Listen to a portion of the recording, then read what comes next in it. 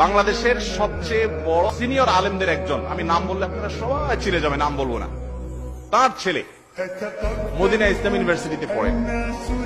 আমাকে একবার বলল, ভাই আমি এত বড় আলেমের ছেলে, কিন্তু আমি যখন পিচ্ছি থাকতে মসজিদে যাইতাম, বাচ্চা মানুষ তো দুষ্টামি দৌড়াদৌড়ি করবেই, কিছু কিছু মুরব্বী চাচারা এমন ভাবে ধমক দিত মনে হয় আমি চুরি করতে আসছি।